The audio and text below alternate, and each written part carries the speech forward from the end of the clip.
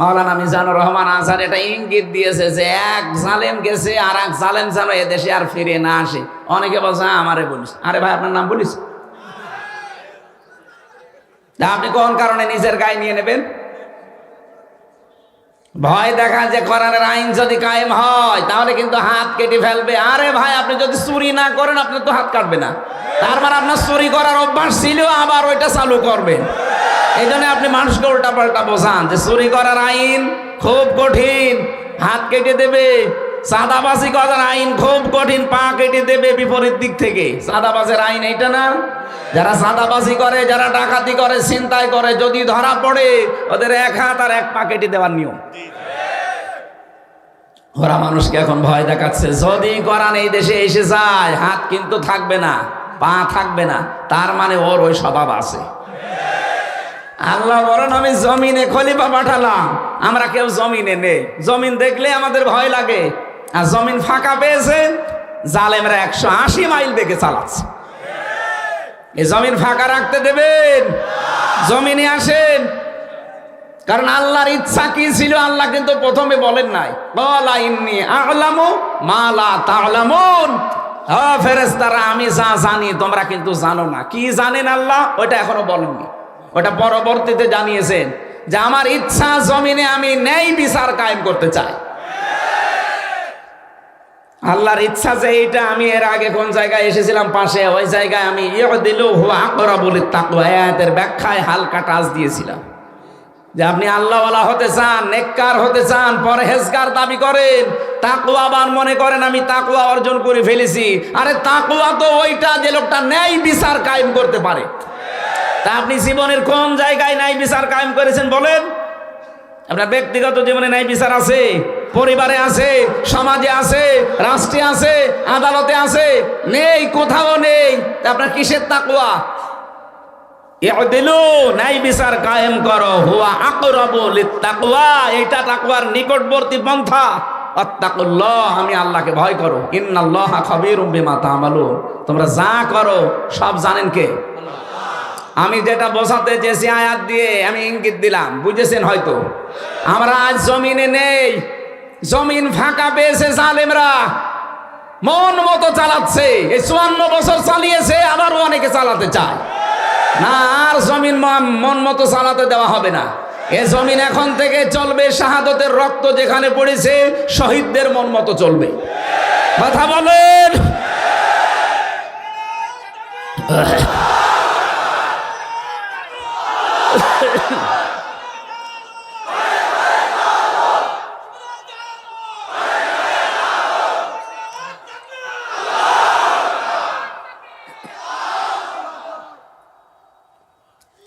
রাগ হয়ে গেল?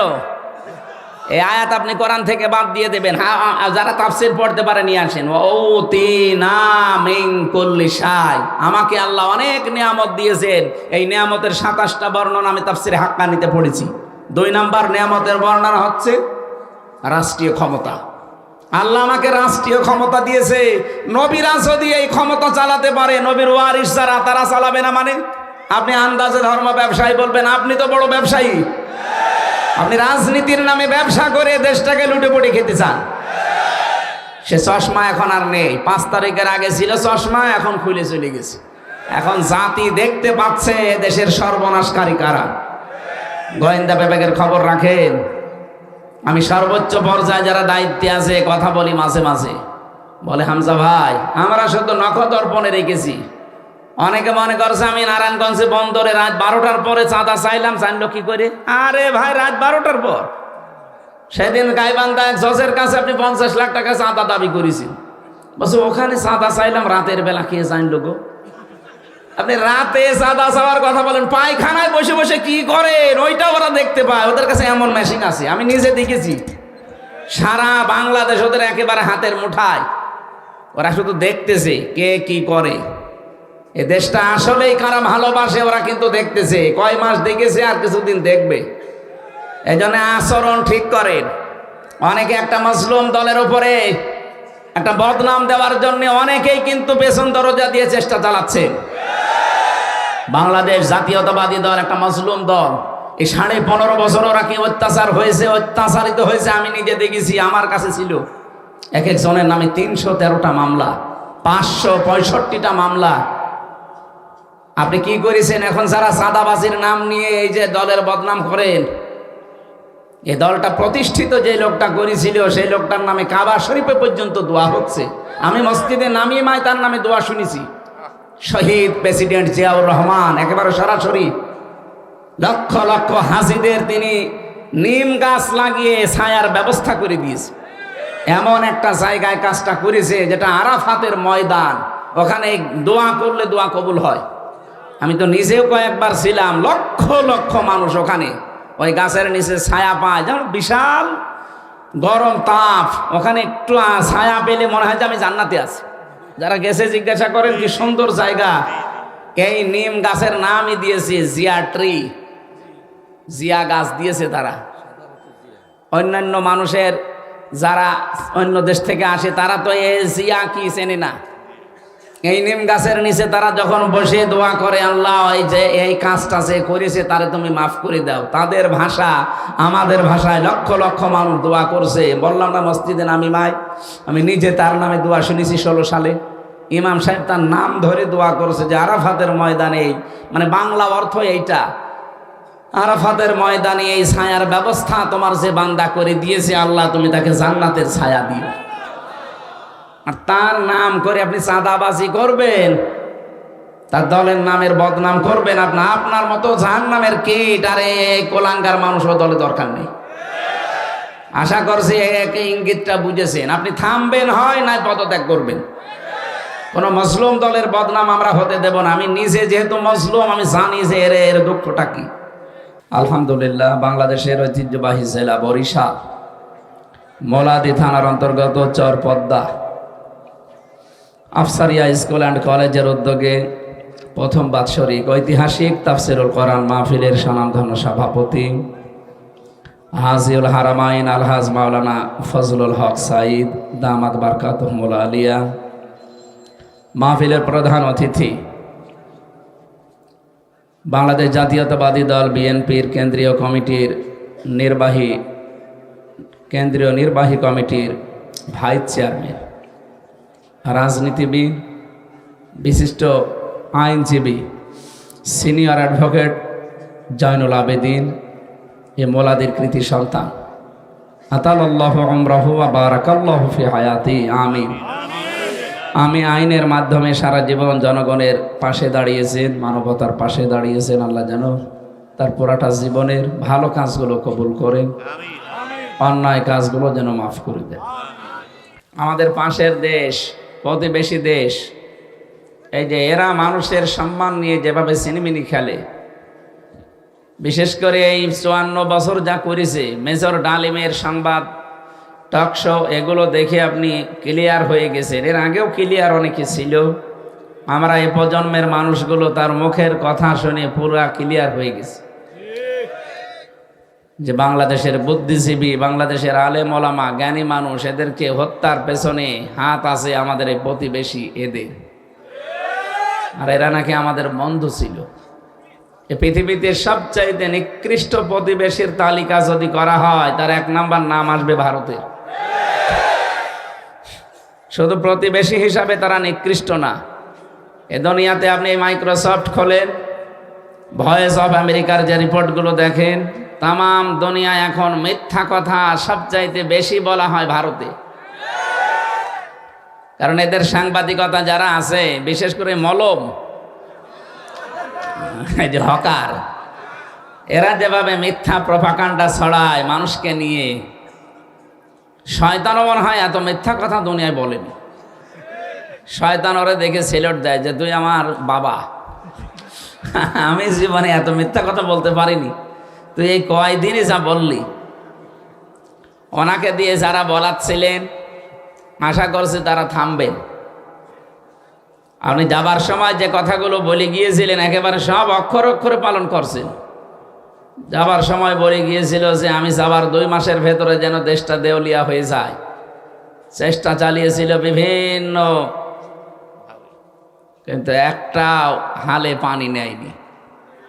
এখন আবার নতুন আর একটা ষড়যন্ত্র লাগাচ্ছে। এই ফ্যাসিবাদের কিছু দোসররা, এই মাজলুম মানুষ যারা এই 15.5 বছরের জুলুমের শিকার হয়ে আমরা ছিলাম, সে যে দলের লোক হোক, শুধু 14 দল বাদ দিয়ে আমরা বাকি সব মাজলুম না? কথা বলেন না কেন? এই মাজলুমদের সাথে মিশে ওনারা চেষ্টা চালাচ্ছে কি করে আমাদেরকে ডিভাইডেড করা যায়। অ্যাডভোকেট জয়নুল আবেদিন এরা ইঙ্গিত দিয়েছিলেন, কিন্তু আপনারা বুঝেছেন কিনা জানি না। এই ইঙ্গিতটা আমাদের সামনে মনে রাখা লাগবে। জ্ঞানী মানুষ তো ইঙ্গিত দিয়েছেন। ওরা কিন্তু আমাদের সাথে মিশে এখন চেষ্টা চালাবে, কারণ সব রাস্তাগুলো ওরা বন্ধ করে ফেলেছে। কোনো রাস্তা এখন আর কাজ হয়নি, এখন এইটাই বাকি আছে। আশা করছি আমরা নিজেদের যে ঐক্য অন্তত তৈরি হয়ে গিয়েছিল, এটা যেন ফাটল না ধরে। ওয়াতাসিমু বিহাবলিল্লাহি জামিআ ওয়ালা তাফাররাকু, সবাই মিলে ঐক্যবদ্ধভাবে আল্লাহর রজ্জুকে আঁকড়িয়ে ধরো, বিচ্ছিন্ন হয়ে যেও না। সুতরাং এক হওয়া ফরজ আর বিচ্ছিন্ন হওয়া হারাম। তো এক হওয়ার জন্য যেটা লাগবে তার নাম রশি। রশি মানে 8 রশি। কয় রশি? 1 রশি। বলেন তো কয় রশি? ওই 1 রশির নাম কি? কোরআনে কারীম। এখানে হাবলুন মানে দড়ি, রশি, লুল্লাহ মানে আল্লাহ। আল্লাহর রশি ধরা লাগবে সবাইকে মিলে। প্রধান অতিথিও বলছিলেন আমি কোরআনে বিশ্বাসী। প্রধান অতিথি আজকে যদি কোরআনে বিশ্বাসী হয়, তা আমরা তো আগেই আছি। সুতরাং আমাদের উচিত হবে আমরা রশি ধরলে কোরআনের রশি ধরতে আসি। ওই 8 রশি 14 রশি সব বাদ। আমি একবার গিয়েছিলাম ওখানে, জোতা পায়ে দিয়ে চলে গেছি, আমারে ধমক দিয়েছে, আপনি আল্লাহর ওলির দরবারে জোতা পায়ে দিয়ে ঢোকেন, আপনার বিবেক আছে? আরে বাবা, ঠিক আছে, জুতা কোথায় রাখবো? ও ওখানে রেখে যান, হারিয়ে গেলে গেলে যাবে, তার মানে ও ওখান থেকে সরাবে না। অত পাগল এখনো আমি হয়নি, দরকার হয় জুতা বগলে নেব। নিয়ে গেলাম, মোনাজাত করলাম আল্লাহর কাছে, ভালো মানুষ হলে আল্লাহ মাফ করে দিও, আর যদি 2 নাম্বার হয়, চিটার বাটপার হয়, তুমি শাস্তি যা আছে আরো বাড়িয়ে দাও। কারণ মাজারে যা আমরা দেখি অধিকাংশগুলো তো কিছু নেই। সাইদি সাহেব বলতেন না যে ঘোড়া আসার মাজার, গাধা আসার মাজার। এই যে আমি আজকেও আসার সময় দেখলাম এক জায়গায় ফরিদপুর পার হওয়ার সময় লেখা আছে বিসমিল্লাহ সার মাজার। বিসমিল্লাহ আবার মাজার হয়? আর যত মাজার দেখবেন বাংলাদেশে, সে চট্টগ্রাম থেকে শুরু করে একেবারে সারা দেশ তো ঘুরছি, যেখানে মাজার দেখি সব বিশ্ব রোডের সাথে অথবা রেল স্টেশনের পাশে। মানে মানুষের আনাগোনা যেখানে বেশি, সেখানে হঠাৎ মাজার বসায়। মানে এটা ব্যবসা ছাড়া কিচ্ছু না। যদিও বরিশাল বিভাগের মানুষেরা অনেক সচেতন আছে এই ব্যাপারে, তারপরেও এ বিভাগেও মাজার আছে। এই এলাকায় শুনলাম একটা তৈরি হয়েছে। এটা কি আসলে মানুষের নাকি অন্য কিছু? অনেক জায়গায় তো দেখি কলা গাছ পুঁতে কলা আসার মাজার। মাজারের সাথে কোনো সম্পর্ক নেই ইসলামের। ইসলামের সম্পর্ক হবে দোয়ার সাথে।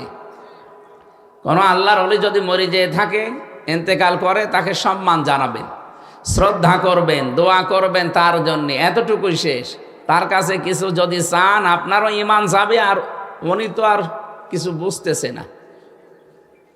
ইন্নাকা লামাইয়িতুন ওয়া ইন্নাহুম মাইয়িতুন। হে নবী, যারা মারা যায়, এ মানুষগুলো তো মারা গেছে, আপনিও একবার মারা যাবেন, আপনিও এক সময় মরবেন।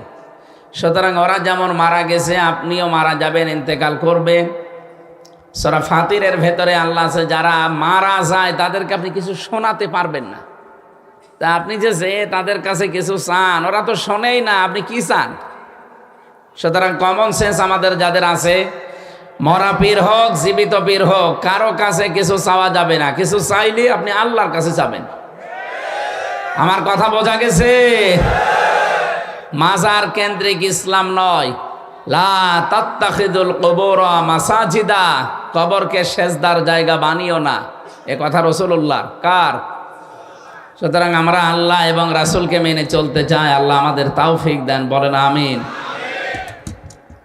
মানুষের সম্মান নিয়ে সিনেমিনা খেলা হচ্ছে এখনো পর্যন্ত, যেহেতু ওদের কোনো তালগোল এখনো পর্যন্ত শেষ হয়নি, ষড়যন্ত্র চলছে।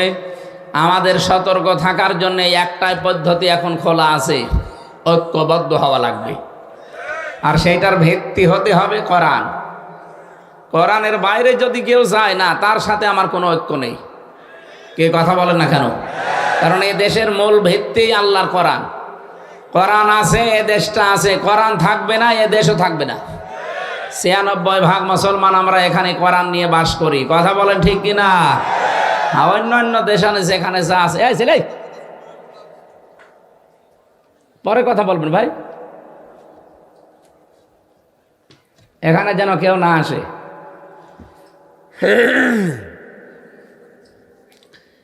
সুতরাং আল্লাহ যেহেতু আমাদেরকে মানুষ বানিয়েছেন, আমরা সতর্ক থাকবো সামনে। আমরা মানুষের বিশাল মর্যাদা, সম্মান, এটা যেন নষ্ট না করি, সিনিমিনি যেন না খেলি। আল্লাহর আরশ পর্যন্ত কেঁপে যায়।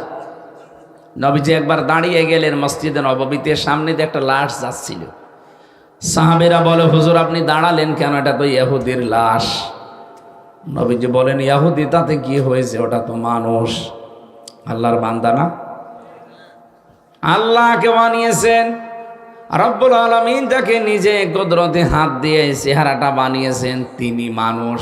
অন্য কোন সৃষ্টিকে আল্লাহ নিজের হাতে বানিয়েছেন আমি পাইনি। শুধুমাত্র মানুষের এই চেহারাকে আল্লাহ নিজের হাত দিয়ে বানিয়েছেন। ওয়ালাকাদ খালাকনাকুম সুম্মা সাওয়ারনাকুম সুম্মা কুলনা লিল মালাইকা। রব্বুল আলামিন বলেন, অবশ্যই আমি আল্লাহ বানিয়েছি তোমাদেরকে, এবং তোমাদের এই আকৃতিটা আমি আল্লাহ বানিয়েছি। আমাদের বডি আল্লাহ বানাননি, এটা ফেরেশতারা বানিয়েছে। এমনকি মায়ের পেটের ভেতরেও ফেরেশতারা আমাদের এই বডিগুলো একটার পরে একটা তৈরি করতে থাকে। শুধু এই চেহারাটা আল্লাহ নিজের কুদরতে হাতে বানিয়েছে। লাকাদ খালাকনাল ইনসানা ফি আহসানি তাকওয়িম। এই জন্য পৃথিবীতে সবচাইতে সুন্দর দেখবেন মানুষের চেহারা। এত সুন্দর কোন সৃষ্টি আল্লাহ বানাননি, কিয়ামত পর্যন্ত আর বানাবেও না।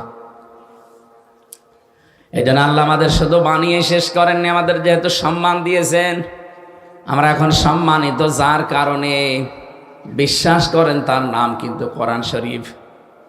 আজকে যদি এই টেবিলের ওপর একটা কোরআন শরীফ থাকতো, আর আমি যদি কোরআনের টেবিলের পাশে এসে এই টেবিলে পা রাখতাম, যত মানুষ এখানে আছে আমারে বিয়াদব বলতো।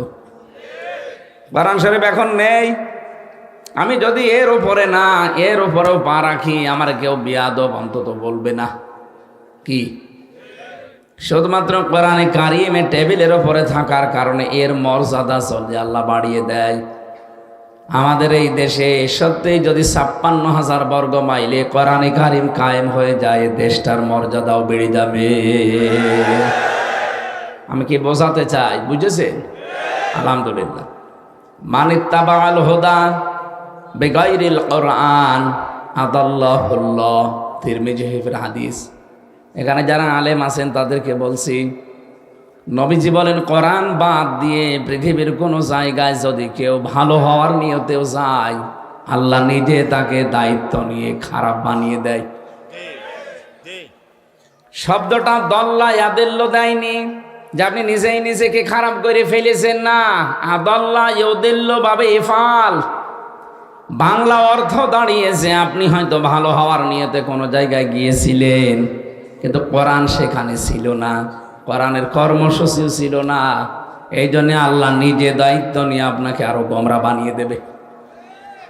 বরিশালের মানুষেরা, আমি জানি সারা বাংলাদেশে কয়েকটা জেলা ধর্মভীরু মানুষ বাস করে, তার ভেতরে নোয়াখালী, বরিশাল, এই দুই জেলার নাম আছে। পর্দা পশিদা এবং আলেম ওলামা এই জায়গাগুলোতে বেশি। আমি আমার ইমান থেকে বলছি, এই হাদিসের দিকে তাকিয়ে বলেন তো, হেদায়েত দেওয়ার একচ্ছত্র মালিকানা কার? নাকি আমাকে আল্লাহ হালকা পাতলা দিয়েছে? নবীজি নিজের আপন চাচাকে তাই হেদায়েত দিতে পারেননি, তার মানে হেদায়েত আল্লাহ নবীর হাতেও দেয়নি। বিশ্ব নবীর যে আপন চাচা আবু তালেব যেদিন মারা যাচ্ছিল, নবীজি মাথার কাছে গিয়ে বললেন, ইয়া আম্মি আবি তালিব, লা ইলাহা ইল্লাল্লাহ হাজ্জুল লাকা ইনদাল্লাহি ইয়াউমাল কিয়ামাহ, রাহুল বুখারী। হে চাচা, সরে বলা লাগবে না, শুধু আমার কানের কাছে মুখ নিয়ে আস্তে করে বলেন যে লা ইলাহা ইল্লাল্লাহ, মুহাম্মাদুর রাসূলুল্লাহ বলার দরকার নেই। কারণ আমি যে নিজে মোহাম্মদ এটা তো আমি জানি, আমার পরিচয় আপনার দেওয়া লাগবে না। শুধু আল্লাহর একাত্মবাদের স্বীকৃতিটা দিয়ে দেন, কাউকে শোনানো দরকার নেই। শুধু আমার কানের কাছে মুখ নিয়ে একটু বলেন, এতটুকু সাক্ষী যদি আমি পাই, কিয়ামতের দিন গলায় গামছা দিয়ে আপনাকে আমি জান্নাতে প্রবেশ করাবো। আল্লাহর সাথে দরকার আমি ঝগড়া করব। পাশে দাঁড়িয়েছিল আবু সেহেল আর আবু সুফিয়ান, ডাক দিয়ে বলে, নেতা পড়বা, সারা জীবন বাপ দাদার ধর্ম মানলে এখন নতুন ধর্ম গ্রহণ করে কলঙ্কিত হবা। মানুষ তোমাকে কাপুরুষ বলবে, ভীরু বলবে। লোকটা তখন ডাক দিয়েছে, ভাতিজা আমারে মাফ করে দিও, আমি পড়তে পারলাম না। আমি যদি এখনই মারা যাই, মরণের পরেই সারা দুনিয়ায় কথা উঠবে যে বাপ দাদা ধর্ম ত্যাগ করে শেষ বয়সেও ধর্ম ত্যাগ করে কলঙ্কিত হয়েছে। তো তুমি আমারে মাফ করে দিও। বরিশালবাসী বলেন তো, মাফ করার মালিক কে? নবীজির মন খারাপ হয়ে গেল। সঙ্গে সঙ্গে ফেরেশতা জিবরাইল সূরা কাসাসে 56 নম্বর আয়াত নিয়ে হাজির হলেন। ইন্নাকা লা তাহদি মান আহবাবতা ওয়ালাকিন্নাল্লাহা ইয়াহদি মান ইয়াশা। হে নবী, আপনি কি কোন কারণে মন খারাপ করেন? হেদায়েত তো আপনাকে আমি দেইনি যে যাকে ভালোবাসবেন তাকে দিয়ে দেবেন। এই লোকটা আপনার চাচা, আমি জানি। সারা জীবন আপনাকে কোলে নিয়ে, মাথায় নিয়ে, পিঠে নিয়ে, কাকে নিয়ে মানুষ করেছে আমি দেখেছি। কিন্তু এই লোকটা তো মুশরিক। লোকটা কি? আপনি এত চেষ্টা করলেন তাকে ফিরিয়ে আনার জন্য, সে কিন্তু পড়ে নাই। দোহাই দিয়েছে বিভিন্ন মানুষের, বাপ দাদাদের কাপুরুষতার। এই জন্য আমি আল্লাহকে মাফও করি না। আ'লামু বিল মুহতাদিন, আ'লামু ইসমে তাফসিল। আমি আল্লাহ ভালো জানি যে হেদায়েত কারে দেওয়া যায়। আপনি তো উপরে দেখেই মনে করেন না আমার চাচা, কিন্তু ওর ভেতরের অবস্থা তো আমি জানি। এই জন্য আমির হামজা না, কাবা শরীফের ইমাম এখানে যদি সাইদ সাহেব নিয়ে এসে ওয়াজ করায়, তারপরও আপনার মনের পরিবর্তন হবে না যদি আপনি নিজেকে পাল্টানোর চিন্তা ভাবনা না করেন। নবীর নিজের আপন চাচাকে নবীজিতে পারেন নাই, এরপরেও বিশ্ব নবী তার চাচার কবরের পাশে দাঁড়িয়ে একবার দোয়াও করেছিলেন, হে আল্লাহ তুমি যাই করো আমার চাচাকে মাফ করে দাও। সঙ্গে সঙ্গে জিবরাইল এসে বলে, এটা তাফসিরে ইবনে কাসিরে আছে, হে নবী হাত নামান। কার জন্য হাত তুলেছেন? মা কানা লিন-নাবিয়্যি ওয়াল্লাযীনা আমানু আইয়াস্তাগফিরু লিল মুশরিকিন ইলা আখিরি আয়া। আল্লাহ পাক বলেন, হে নবী জিবরাইলকে পাঠিয়েছি, কি বলে শোনেন। তিনি এসে বলছেন, নবী আপনি হাত নামান। কার জন্য হাত তুলেছেন? এই লোকটা আপনার চাচা, আল্লাহ ভালো করে জানে। সারা জীবন আপনার পেছনে লোকটা শ্রম দিয়েছে, এটা আল্লাহ দেখেছে। কিন্তু লোকটা মুশরিক। লোকটা কি? কোন নবীর জন্য, কোন ইমানদারের জন্য জায়েজ নেই, শোভনীয় না, উচিত না। এটা বৈধ না যে কোনো মুশরিকের জন্য আল্লাহর কাছে ক্ষমা চাবে। ওয়ালাউ কানু উলি কুরবা, যদিও এটা নিকট আত্মীয় হয়। কেন আপনি এর জন্য মাপ চাইলেন? আপনি বলেন তো, সে নবীর জীবনে হাত তোলা লাগে নাই, শুধু মনের ভেতরে কামনা আসলেই কবুল হয়ে গেছে। সেই নবী হাত তুলে বসে আছে, আল্লাহ হাত ফেরত দিচ্ছে। আর বাংলাদেশে টাটকা মুশরিক মরে যায়, আর আমাদের মতো হুজুরা দোয়া করে জান্নাতে দিয়ে আসে, মনে হয় কন্ট্রাক্টারই নিয়েছে। হ্যাঁ, আমাদেরকেও আপনারা পাগল পেয়েছেন, আর আমরাও আপনাদেরকে পাগল বোঝাই যে কোনো অসুবিধা নেই, এত বড় দাড়ি, দোয়া মিস্টেক হবে। আমি সাফ কথা বলছি, কান খাড়া করে শোনেন বাংলার মুসলমানেরা, এটা রেকর্ড হচ্ছে, কালকে সারা দুনিয়ায় ছড়াবে। আমি সবাইকে সামনে নিয়ে বলছি, মানুষের কথায় ধোঁকা খাবেন না, নিজেকে আগে নিজে পরিবর্তন করেন। আজকের আমার আলোচনার বিষয়টা এইটা, নিজের কাজ নিজে করো, কেউ কারো না। একটা বারের জন্য চিন্তা করেছেন আল্লাহ আমার হাতে না, রবিসির হাতে হেদায়েত দেয়নি? এত বড় পাওয়ারফুল নবীকেও আল্লাহ যদি বলেন না, আপনি যাকে ভালোবাসেন মহব্বত করেন তাকে আপনি পারবেন না হেদায়েত দিতে, এটা আমি জানি যে কে পাবে, কারণ মনের খবর জানে কে? আমি হয়তো উপরে দেখে মনে করছি এরকম সুন্দর মানুষ, এরকম চেহারা, এর যা সুরাত সিরাত এ মনে হয় আসবে, আপনার ভেতরের অবস্থা তো আমি জানি না। এই জন্য হাদিসের শব্দটা দিয়েছেন দল্লানা দিয়ে আদাল্লাহ, আদাল্লাহুল্লাহ। এটা কত মারাত্মক শব্দ, পড়লে আমার কেমন যেন ভয় লাগে। নবীজি বলেন কোরআন বাদ দিয়ে পৃথিবীর কোন জায়গায় যদি কেউ ভালো হওয়ার নিয়তেও যায়, তার নিয়ত হয়তো ভালো ছিল যে আমি আজকে ভালো হয়ে যাব, কিন্তু সেখানে কোরআন ছিল না। এই জন্য আল্লাহ রাগ করে আপনাকে আরো খারাপ বানাবে। কথা বুঝতেছেন? এর বাস্তব প্রমাণ বাংলাদেশের 48,000 পীরের দরবারগুলো। আপনি হাতে গোনা কয়েকটা দরবার বাদ দিয়ে তাকান, অধিকাংশ দরবারে শিরিক আর বেদাত চলে, কোরআনের কোনো নিয়ম নীতি নেই। আপনি একটা দরবার দেখান তো বাংলাদেশে যেখানে কোরআনের কর্মসূচি চলে, দেখান, আমি যাব সেখানে। নেই। তারা সবক বানিয়েছে, 9টা সবক দেখি চলে। আমি তো অনেকগুলো দরবারে ঘুরেছি, তারা সবক দেয় যে প্রথম সবক, দ্বিতীয় সবক, তৃতীয় সবক। কোরআনে কারিমে আমার আল্লাহ কোরআনে 9টা সবক দিয়েছেন। আমি 48,000 পীরের দরবারে হয়তো চাইনি, কিন্তু নাম করা অন্তত 11-12টা পীরের দরবারে আমি ঘুরেছি। এখানে গেছি, তারা সারি সবক দেয়। কি দেয়? সবক না? কোরআনে কারিম পড়ি আমি পড়াটা, আমি যেহেতু কোরআনে কারিমের উপরে আমার অনার্স মাস্টার্স করা, এর উপরে আমার কামেল করা, পড়াটা আমি শেষ করেছি অন্তত যতটুকু পারি। আমি দেখেছি পড়া কোরআনে আমার আল্লাহ 9টা সবক বানিয়েছেন। আল্লাহর কোরআনের প্রথম সবক হচ্ছে ইকরা, পড়ো। আর দরবারদের সবক হচ্ছে হো হো। কোথায় পেয়েছেন আপনি ভণ্ডামি? আল্লাহ বলছেন প্রথম সবক দিলাম পড়ো, আর আপনি কি সবক বানিয়েছেন? কিন্তু এদের দরবারে যারা প্রথম বানিয়েছিল, ওদের বাপ দাদা মুরব্বীরা, আমরা জানি তাদের ইতিহাসগুলো পড়ে, তাদের কাছে মানুষ গেলে তারা কিন্তু কোরআন তুলে দিত, যে এটা পড়েন আল্লাহকে পেয়ে যাবেন। এখন তাদের সন্তানেরা আর ওই দলের ওপরে, ওই মতের ওপরে নেই। তাদের কাছে গেলে এখন আর কোরআন দেয় না, কারণ তারা নিজেরাই কোরআন জানে না। কোরআনের মর্ম বাণীগুলো তারা নিজেরাই এখন আর জানে না।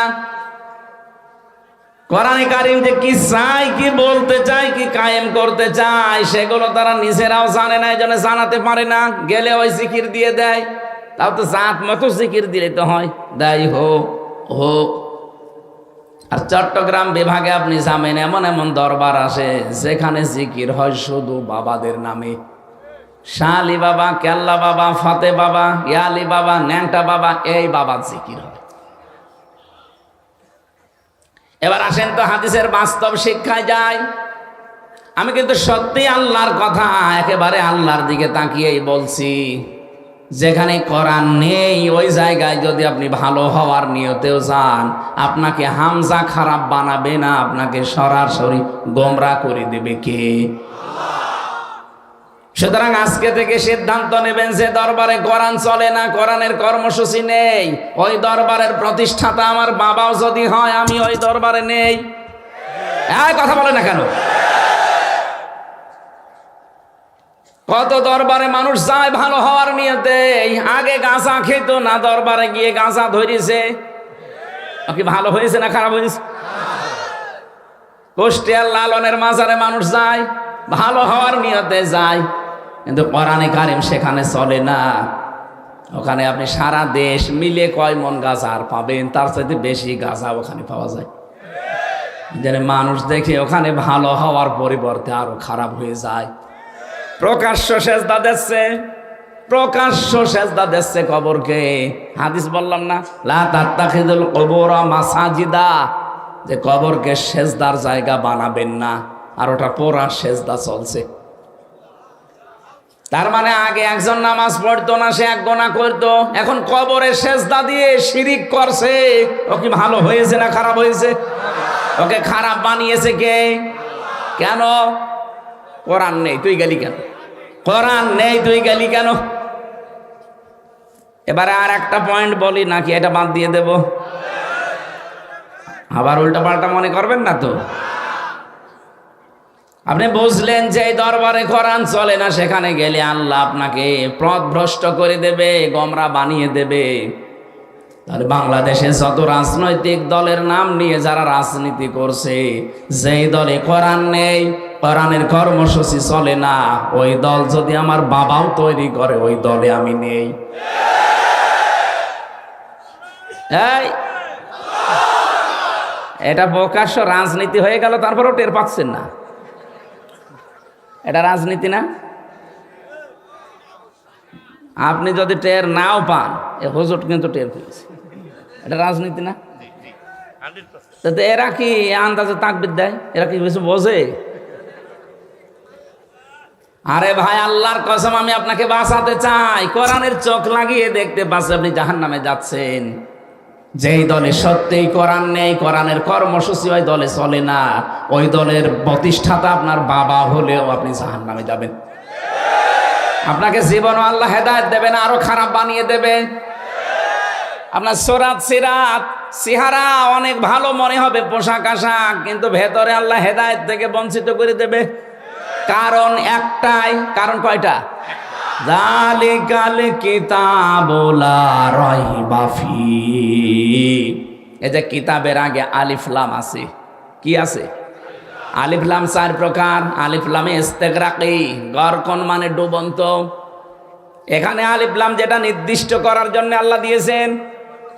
রব্বুল আলামিন বলেন, একটাই মাত্র কিতাব আমি দুনিয়ায় পাঠালাম যেটা মানুষকে হেদায়েত দিতে পারে, আর কোন কিতাব দুনিয়ায় নেই যেটা মানুষকে হেদায়েত দিতে পারে। তার নাম কি? এই জন্য কোরআন নেই, তুই গেলি কেন? শ্বশুরকে বাবা বলা জায়েজ আছে না নেই? জায়েজ নেই? আছে। কিন্তু নিজের বাবার সামনে যদি বারবার শ্বশুরকে আব্বাজান আব্বাজান বলেন, আর নিজের বাবাকে কেউ যদি জিজ্ঞাসা করে এটা কে, বলে এটা আমার চাচা, আর আপনার শ্বশুরের মন খারাপ হবে না? বলবে এ কি জন্মালাম, আমারে চাচা বলে আর শ্বশুরে বাপ বলে। আল্লাহ রাগ করেন এই কারণে যে আমি কোরআন দিলাম হেদায়েত দেওয়ার জন্যে, আর কোরআন বাদ দিয়েও কি শুরু করেছে? কোরআনে কারিম বাদ দিও, যার কাছে যায় দেখি তোর ওই বাবা কি করে হেদায়েত দেয়, যা তোরে ছেড়ে দিলাম। এই জন্য আল্লাহ হেদায়েত দেয় না। আমার কথার ওজন টের পেয়েছেন? আলহামদুলিল্লাহ, ওয়াজ আমার মনে হয় হয়ে গেছে। মানে কোরআন যেখানে নেই, আজকে থেকে আপনি সিদ্ধান্ত নিয়েই ফেলেছেন আমি ওই দলে আর নেই, ওই দরবারে আর নেই। তাহলে এদেশে কোরআন বাদ দিয়ে কোনো দল থাকার কথা? এই তো মাহফিল শেষ, আমি দোয়া করে দিই না, মানে আপনাকে মানা লাগবে। আমি খালি বলে যাবো, আপনি শুনে যাবেন, মানে ওয়াজ তো হয়ে গেছে। ওয়াজ হয়ে যায়নি? এরপরও যদি কেউ না বোঝার ভান করে থাকেন, তার জন্য আমার একটু বলছি, কিন্তু আমার ওয়াজ কিন্তু হয়ে গেছে আলহামদুলিল্লাহ।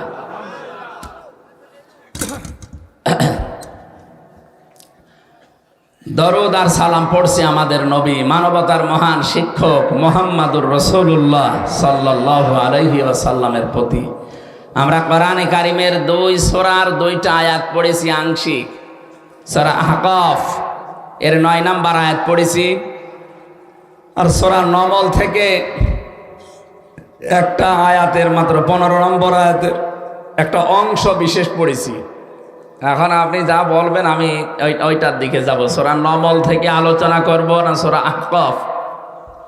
বলেন না, 2টা হবে না, একটা।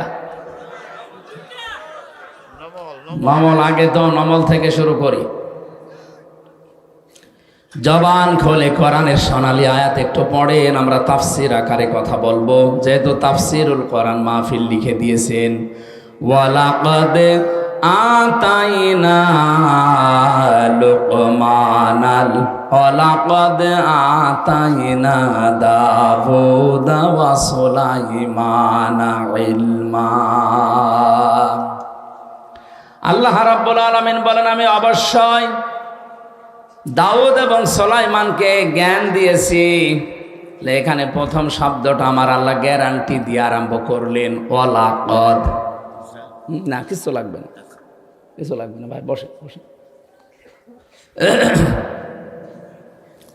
এই আয়াতটা শুরু করার আগে আল্লাহ গ্যারান্টি দিচ্ছেন, ওয়ালাকাদ, অবশ্যই আমি আতাইনা, আমি আল্লাহ দিয়েছি দাউদ ওয়া সুলাইমানা ইলমা, দাউদ আর সুলাইমানকে আমি আল্লাহ ইলম দিয়েছি, জ্ঞান দিয়েছি। এই পৃথিবীতে আল্লাহ যত কিছু দিয়েছেন মানুষের জন্য, আল্লাহর পক্ষ থেকে সব চাইতে দামি জিনিসের নাম ইলম। কি বললাম? এই ইলমের কারণে মানুষের সম্মান আল্লাহ বাড়িয়ে দিয়েছেন। ওয়াল্লামা আদামাল আসমা কুল্লাহা সুম্মা আরাদাহুম আলাল মালাইকা, আমি আদমকে জ্ঞান শিখিয়েছিলাম, ইলম দিয়েছিলাম তাকে। আল্লামা ইউআল্লিমু, এখানে শিক্ষক সরাসরি কে? আরো জোরে বলেন কে? এতদিন যেভাবে শুনেছেন ওইভাবে না, এখান থেকে একটা আলাদা শিক্ষা আছে। আমি আলেমদেরকে বলছি, যেহেতু এখানে লিখেই রেখেছেন আলেম ওলামাদের সম্মানিত আসন এটা, শিক্ষিত মানুষরা এখান থেকে দুইটা তথ্য পাবেন। এখানে সরাসরি শিক্ষক আল্লাহ নিজে, আর ছাত্র হচ্ছে হযরতে আদম আলাইহিস সালাম। ছাত্র আমাদের মতো সাধারণ মানুষ না, একদিকে তিনি নবী আর একদিকে তিনি প্রথম মানুষ। কথা বলেন না কেন? সরাসরি আল্লাহ পাক নিজের শিক্ষক, ছাত্র আদম আলাইহিস সালাম, জায়গা ক্লাসরুম জান্নাত। কত দামি ক্লাস! অথচ এখনকার আধুনিক তাফসির বাদ দিয়ে পুরাতন তাফসির গুলো নিয়ে আসেন, প্রত্যেকটায় আপনি লেখা পাবেন আসমা, এসএম এর বহুবচন আসমা। ওই দিকে খেয়াল করে আমরা অনেকেই মনে করি এটা মনে হয় বিভিন্ন জিনিসের নাম হবে, আলু পটল ঝিঙা ঝাল এগুলো হবে। আরে ভাই, আপনার কোনোদিন একটু চিন্তা আসে নাই মাথায় যে সরাসরি আল্লাহ নিজে ক্লাস নিচ্ছেন? ছাত্র তো সাধারণ মানুষ না, একজন নবী।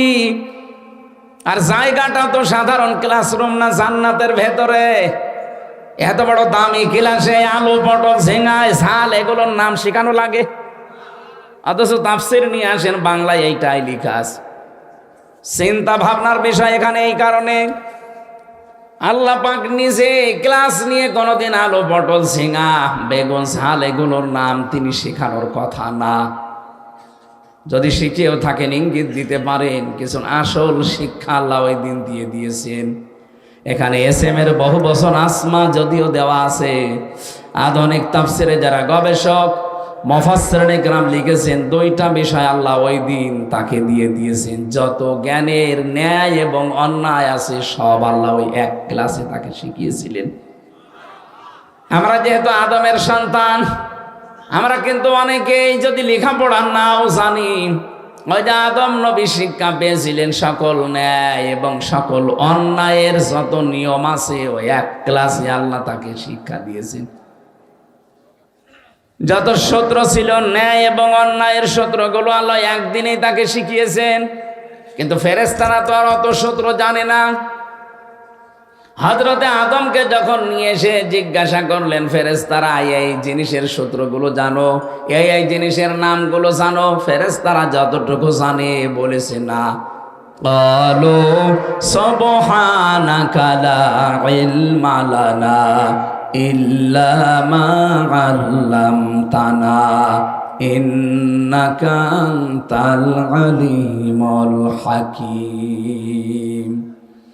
ফেরেশতারা এক বাক্যে ক্বালু, সবাই বলেছিল সুবহানাকা, আপনি পবিত্র, লা ইলমা লানা ইল্লা মা আল্লামতানা, আমাদের কোনো জ্ঞান নেই যতটুকু আপনি দিয়েছেন তার বাইরে। সুতরাং আপনি আমাদেরকে যা জানিয়েছেন, যদি জানিয়েছেন এটা খুঁটি, এতটুকু জানি, এর আগে পরে আর কিছু জানি না। কিন্তু আদম নবীকে আল্লাহ এক ক্লাসের ভেতরে এত কিছু দিয়েছিলেন, ফেরেশতারা ওইটা জানে না। আমরা যদি ওই ক্লাসে ছিলাম না, কিন্তু আমরা আদমের সন্তান হিসাবে দুনিয়ায় লেখাপড়া না করলেও জানি যে এটা ন্যায়, এটা অন্যায়। এই শিক্ষাটা আপনি কোন দিন নিলেন? মায়ের পেটের ভেতরে নিয়েছিলেন না, ওই এক ক্লাসে আল্লাহ দিয়ে দিয়েছেন। যেটা আমাদেরকে আল্লাহ বের করেছেন আদমের পৃষ্ঠদেশ থেকে। এই জন্য বাবার পৃষ্ঠদেশ থেকে যখন বের হয়েছি ওই সময়ে আমাদের আল্লাহ রাব্বুল আলামিন এই ন্যায় এবং অন্যায়ের জ্ঞানটা আল্লাহ আমাদের ওই সময় দিয়ে দিয়েছেন। আমাদের সম্মান মর্যাদা বৃদ্ধির কারণেই একটাই, আমরা জ্ঞান পেয়েছি, অন্যান্য সৃষ্টি জ্ঞান পায়নি, এই কারণে তাদের সম্মান আমাদের নিচে। যেটার জন্য আমরা আজ উন্নত, যেটার জন্য আজ আমরা সম্মানিত, সেইটাকেই মাইনাস করার জন্য 54 বছর বিভিন্ন কায়দায় চেষ্টা চলছে। জ্ঞান মানে শুধু জাগতিক জ্ঞান না, জ্ঞান হবে কোরআনের জ্ঞান। কিসের জ্ঞান? শিক্ষা ব্যবস্থা থেকে কোরআনের জ্ঞানগুলোকে তুলে দিয়ে জাতিকে একটা নরকে নিক্ষেপ করার চেষ্টা চলছিল। এই জন্য আমি আহ্বান জানাবো, এখানে মাদ্রাসা যেহেতু আছে, হাফেজি কোরআনে 3 জনের মাথায় আমরা পাগড়ি পরিয়েছি। অবশ্যই আপনার ছেলে হোক মেয়ে হোক 3টা বছর আগে এরকম জায়গায় পড়িয়ে নেবেন। 3 বছর যদি পড়িয়ে 5 বছর পড়িয়ে আপনি ডাক্তার বানাবেন, ইঞ্জিনিয়ার বানাবেন, বৈজ্ঞানিক বানাবেন, কোনো অসুবিধা নেই। আপনার ছেলে টিএনও হবে, ডিসি হবে, এসপি হবে, যেখানে তুলে দেবেন কোনো নিষেধ নেই আমার পক্ষ থেকে নিষেধ যে তাকে 3 বছর 5 বছর আগে কোরআনের শিক্ষা দেবেন। তাহলে আমি 2টা গ্যারান্টি আপনাকে দিতে পারি এখনই, জীবনে এই ছেলে কোনোদিন নেশা করবে না। 2 নম্বরে কোনোদিন আপনাকে বৃদ্ধাশ্রমে রেখে আসবে না। আমি এই চোখে দেখেছি, বিশ্ববিদ্যালয় ক্লাস চলছে। আমি প্রথমে জাহাঙ্গীরনগরে ছিলাম, এরপরে আমি কুষ্টিয়া ভার্সিটিতে চলে গিয়েছিলাম ডাইভার্ট হয়ে। আমি দেখেছি বিশ্ববিদ্যালয়ে মাস্টার্সে ক্লাস চলছে, আর ছাত্র জুতা দিয়ে পিটাচ্ছে শিক্ষককে। তাও পিটিয়ে শেষ করেনি, পিটিয়ে ক্লাস থেকে বের করছে। শিক্ষক হাত জোড় করে বলছে, বাবা আমারে ছেড়ে দিয়ে, আমি আর ক্লাসে আসবো না। বলছে, না শালা তোরে মেরেই ফেলবো। এটা ছাত্র। কয়দিন পরে এই ছেলেটা এসপি হবে, ডিসি হবে, টিএনও হবে।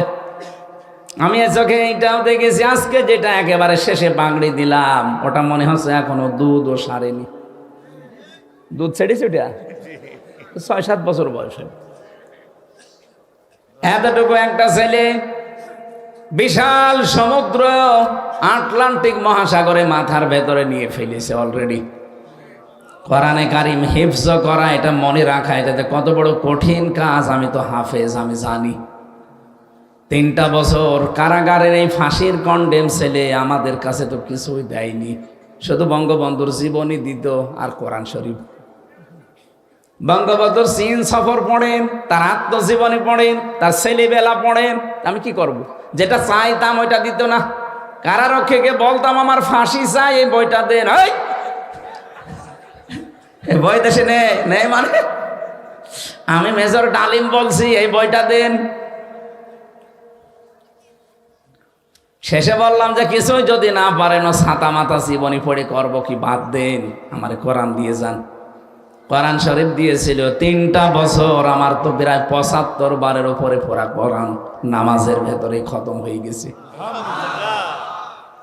একদিন 5-7 পারা করে খালি নামাজে আর বাইরে তেলাওয়াত করে করে 3 দিনে 2.5 দিনে আমি কোরআন শরীফ খতম করার মানে প্রতিযোগিতা করেছিলাম মাওলানা মামুনুল হকের সাথে।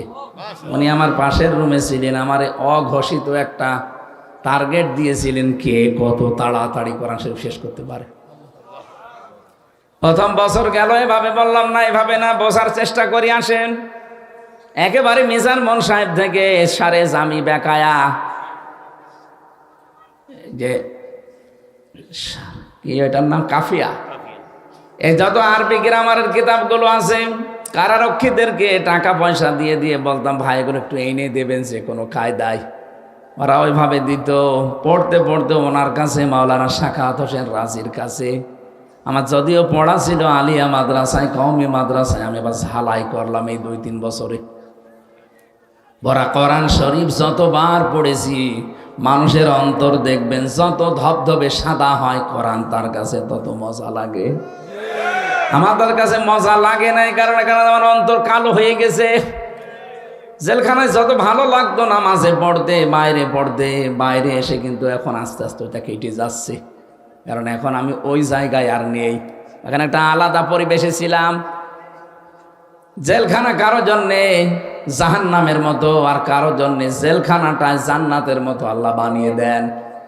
হযরত ইব্রাহিম নবীর জন্যে বিশাল অগ্নিকুণ্ড 40 দিনের জন্য আল্লাহ জান্নাত বানিয়ে দিয়েছিলেন। তারা বাইরে থেকে মনে করতো ইব্রাহিম আগুনে আছে, কিন্তু আগুন না, পুরাটাই আল্লাহর জান্নাত ছিল। তার নাতিরা পরবর্তীতে জিজ্ঞাসা করেছিল, দাদা জীবনের বিশাল সময় আপনি কিভাবে পার করলেন, কেমন কেটেছে আপনার জীবনটা বলেন দেখি। জাতির পিতা হযরত ইব্রাহিম নবী বলতেন, আমার নাতিরা, এই পৃথিবীতে যত বছর আল্লাহ হায়াত দিয়েছেন সবচাইতে বেশি শান্তিতে ছিলাম আমি ওই 40 দিন নমরুদের অগ্নিকুণ্ডে। তার মানে পরিবেশ যদি আল্লাহ অনুকূলে করে দেয়, অগ্নিকুণ্ডের এই জায়গাটাও জান্নাত হয়ে যায়। আমার বোঝানোর বিষয় ছিল হযরত আদম নবী আলাইহিস সালামকে আল্লাহ যে শিক্ষাটা দিয়ে তার সম্মান বাড়িয়েছিলেন, আমাদের দেশের দিকে তাকান, এই শিক্ষাগুলো না থাকার কারণে সন্তানগুলো মানুষের পরিবর্তে জানোয়ার হয়ে যাচ্ছে। শিক্ষামন্ত্রীর দায়িত্ব একেবারে শেষের দিকে যেটা ছিল নভেল, আপনি জানেন সে কে? ইসকন। এ পৃথিবীতে মুসলমানকে ধ্বংস করার জন্য সবচাইতে বেশি যারা গুরুত্বপূর্ণ ভূমিকা পালন করে তারা ইসকনের লোক। পরে কাজে লাগিয়েছিল আমার দাদারা। বাস্তবতা অনেক গভীরের। ওই ইসকনের স্কুলে পড়াশোনা করে পর্যন্ত এসেছে। ওরে এমনি বসায়নি, ওরে তো হাসিনা বসায়নি, ওরে বসিয়েছে পুরা দাদা নিজে। শিক্ষা ব্যবস্থাটা দেখেছেন একেবারে নাস্তিকতা দিয়ে ভরে ফেলেছিল। বললাম না মাত্র 6 বছর 7 বছর বয়স হবে, এতটুকু একটা বাচ্চা দেখি শিক্ষক অজু করছে, ছাত্র পায়ে পানি ঢেলে দিচ্ছে, কাদা সরে না, নিজের হাত দিয়ে কাদাগুলো মুছে দিচ্ছে। কেবল আলিফ বা কাঁচা শেষ করেনি, ওটা মানুষের মতো মানুষ হয়ে উঠছে। আর এটা মাস্টার শেষ করে ফেলছে, এটা অলরেডি জানোয়ার হয়ে গেছে। এজন্য আমরা চাই এদেশের মানুষকে যদি আমরা মানুষের মতো মানুষ বানাতে চাই, নম্র ভদ্র শিক্ষিত আর শিক্ষা দিয়ে যদি জাতিকে উন্নত করতে চাই, মাস্ট বি কোরআনের শিক্ষা লাগবে। আল্লাহ রাব্বুল আলামিন আমাদের জ্ঞান, হযরতের নবীদের জ্ঞান, তাদের কথা আমাদেরকে শুনিয়েছেন। আমি নবীদের জ্ঞান দিয়েছিলাম, এখানে 2 জন নবীর নাম পেলাম, দাউদ এবং সুলাইমান আলাইহিস সালাম। এদেরকে জ্ঞান দিয়েছিলাম। অকলা দিবসন, এটা তারা 2 জনেই অকল আলহামদুলিল্লাহিল্লাযী أقال الحمد لله الذي فضلنا على كثير من عباده المؤمنين। জ্ঞান পাওয়ার পরে মানুষের উচিত হচ্ছে শুকরিয়া আদায় করা সর্বপ্রথম আল্লাহর। এই 2 জন নবী জ্ঞান পেয়ে তারা শুকরিয়া আদায় করছে আল্লাহর, যে আমরা প্রশংসা করছি আমার আল্লাহর, যিনি আমাদের উপরে ফজল করেছেন, অনুগ্রহ করেছেন। আলা কাসিরিম মিন ইবাদিহিল মুমিনিন, হাজার হাজার মানুষের ভেতর থেকে, হাজারো মুমিন বান্দা বান্দীদের থেকে আল্লাহ আমাদেরকে আলাদাভাবে জ্ঞান দিয়ে আমাদের মর্যাদা আরো বাড়িয়ে দিয়েছেন। এখান থেকে কয়েকটা শিক্ষা আসে। ফি জিলালিল কোরআন মুফাসসির লিখেছেন, এই পৃথিবীতে যেই মানুষগুলো সত্যি আল্লাহর পক্ষ থেকে জ্ঞান পায়, তারা অন্যান্য মানুষের সাথে যেন কম্পেয়ার করে আল্লাহর শুকরিয়া আরো বেশি আদায় করে। কারণ দুনিয়ায় 2টা জিনিস নিয়ে হিংসা করা যায় যাচ্ছে। আল্লাহ যাকে কোরআনের জ্ঞান দিয়েছে সে যেন সব সময় এটা নিয়ে ব্যস্ত থাকে, যে ওর চাইতে আমি বেশি এটা নিয়ে ব্যস্ত থাকবো। আর যারে আল্লাহ সম্পদ দিয়েছে সে যেন যত পারে দান সাদকা করে নিজের আখের গুছিয়ে নেয়। এই 2টা জায়গা ছাড়া দুনিয়ার কোন জায়গায় হিংসা করা জায়েজ নেই। অথচ এই 2টা জায়গায় আমরা কৃপণ। এখানে আমরা জ্ঞান অর্জন করে বিতরণ করতে চাই না, সম্পদ আসলে আমরা দান সাদকা করা ভুলে যাই। নবীদের আচরণ দেখলেন আয়াতে আল্লাহ জানিয়েছেন। আল্লাহ রাব্বুল আলামিন বলেন, দুইজনে এই কথা বলেছে, আলহামদুলিল্লাহিল্লাযী ফাদ্দালানা আলা কাসীরিম মিন ইবাদিহিল মুমিনিন। আল্লাহর বান্দা যারা মুমিন দুনিয়ায়, তাদের উপরে আল্লাহ আমাদেরকে অনুগ্রহ দিয়ে আমাদেরকে মর্যাদা বাড়িয়ে দিয়েছেন। এজন্য এখানে যারা এসেছি কম বেশি আমরা অবশ্যই, যারা আসে নাই তাদের তুলনায় জ্ঞানী। কথা বলেন না কেন? তাহলে আমাদের এই জ্ঞানকে আমরা কি করে কাজে লাগাতে পারি? জ্ঞান অনুযায়ী যেই লোকটা কাজ করবে ওই লোকটাই আল্লাহর কাছে সবচাইতে প্রিয় মানুষ। নবীরা আল্লাহর কাছে প্রিয় ছিলেন কেন জানেন?